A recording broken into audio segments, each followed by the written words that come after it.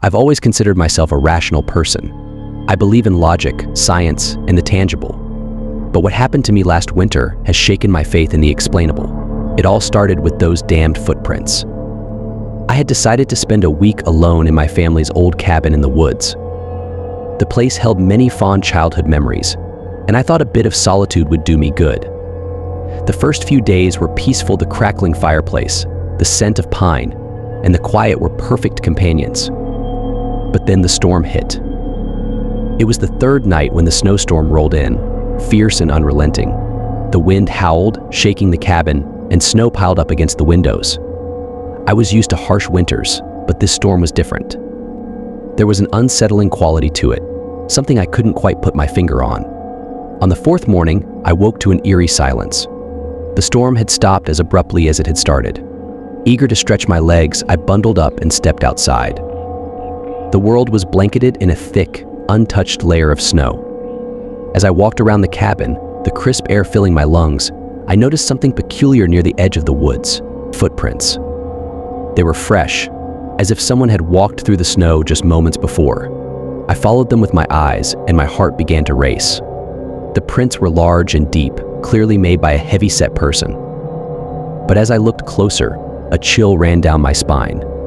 There were no tracks leading up to the footprints, no trail of disturbed snow from any direction. It was as if the footprints had simply appeared.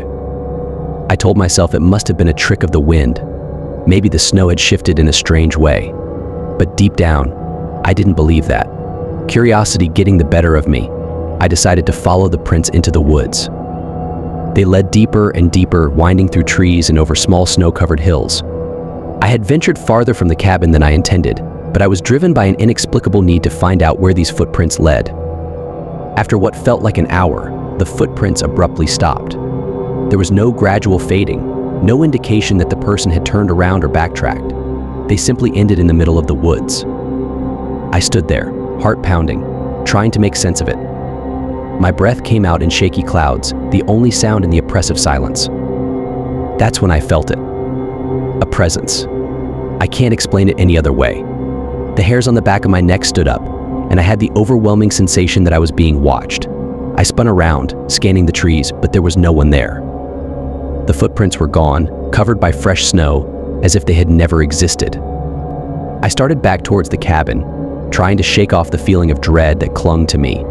The walk back seemed longer, the woods darker, and every sound amplified in the eerie stillness.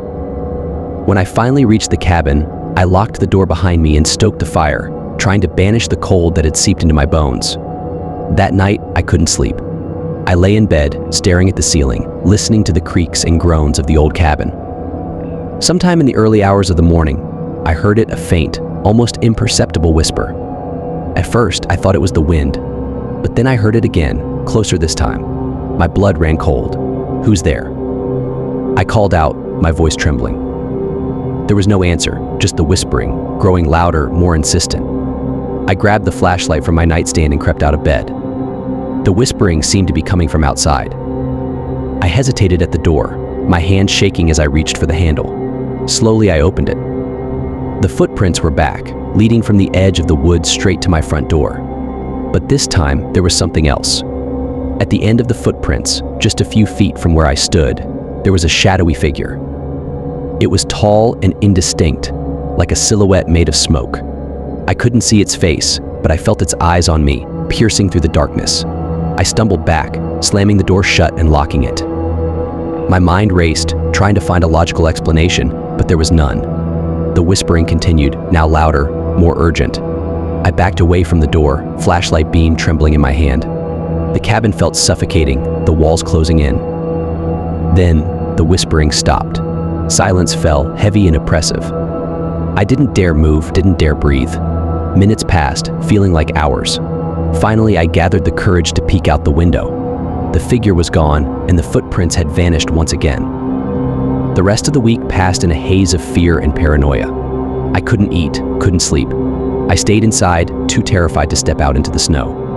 On the seventh day, the storm returned. I packed my things and left the cabin, vowing never to return. I've tried to put it behind me, to chalk it up to an overactive imagination, but I know what I saw.